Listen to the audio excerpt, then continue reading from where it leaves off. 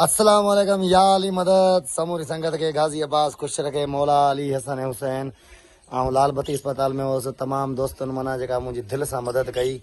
जतोई बिरादरी हुई, रिंद बिरादरी हुई ऐं उन खां पोइ चांग बिरादरी। मौला हसन हुसैन सभिनि खे ख़ुशि रखे, आबाद रखे। अॼु आउं दरगाह ते जेको सो हुननि जे लाइ दुआ थो घुरां। साईं मोहम्मद शाह बुखारी गाज़ी अब्बास पंजतनी पाक खोट उन्हनि खे जेको सो माना वॾी हयाती ॾे। मौला अली हसन हुसैन गुलशाह दरगाह जेका हैदराबाद हालानाके ते, जंहिंजो फ़क़ीर वडल जतोई बरोच मौला हसन हुसैन आबाद रखसि। शाद हुजे ख़ुशि, मदीने वारो मीर आबाद रखसि। मसाद लीमो जेको सो तव्हांजे लाइ वॾी महिरबानी। ऐं जेको सो मोहम्मद शाह बुखारी ते आहियां दरगाह ते हींअर मौजूदु। ॿ टे ॾींहं थिया आहिनि। ऐं जेको सो अस्पताल लाल बत्ती में हुअसि, जंहिंमें माना ॾाढो मूंखे हुते ॿाहिरनि तमामु वॾा मुंहिंजी हेल्प कई दिलि सां। ऐं उन्हनि खे न विसारींदुसि, न आहे मूंखां कॾहिं विसरंदा। हज़रत साईं मोहम्मद शाह बुखारी घोट कंदो, हमेशह आबाद हूंदा, ख़ुशि हूंदा। जेके मूं ग़रीब मिसकिन जी मदद में हैदराबाद लाल बत्ती में मूंसां कमाया, उन्हनि खे न करे मूं ज़िंदगी में विसारियो आहे, न आऊं कॾहिं विसारींदुसि। मदीने वारो मीर तव्हांखे ख़ुशि रखंदो, अलाह अलाह रसूल कंदा, आबाद हूंदा। ख़ासि तौर ते जतोई बरोच जिन्हनि मूंसां दिलि सां जेका मुंहिंजी मदद कई ऐं दिलि सां मूंखे वठी आया गुलशाह जी दरगाह ते, जिते असां वेठा हुआसीं 13 रजब जे ॾींहुं।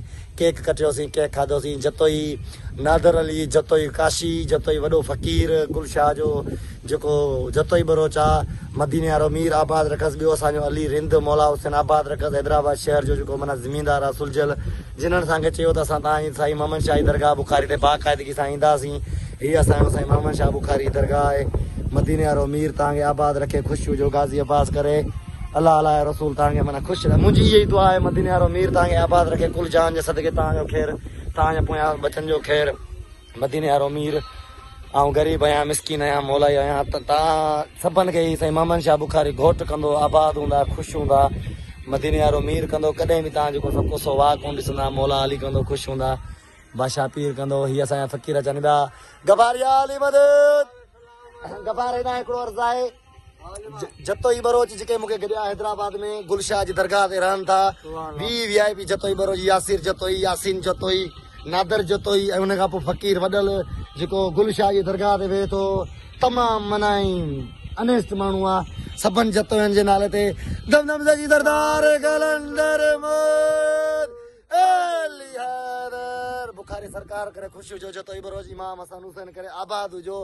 कुल हैदराबाद जा जतोई, कुल हैदराबाद जा बरोच जेके बि हुयो, मदीने वारो मीर तव्हांखे वॾी नेमत ॾे। गाज़ी अब्बास पंजतनी पाक कलंदर। हीअ असांजी फुकरा आहे जतोई बरोच। हीअ जेके अवां ॾिसो पिया, हीअ असांजी फुकरा वेठी आहे। हाजी परियाल, सेठ सफ़र ऐं हुबदार भाउ। हा बिलू, बिलू छा थो चवणु चाहीं? हैदराबाद में मुंहिंजी दिलि सां मदद कई जतोयनि बरोचनि। मौला हुसैन जतोयनि खे ख़ुशि रखे। इन्हनि जे नाले में जतोयनि जो नारो लॻे। दमदम जी दरबार कलंदर में।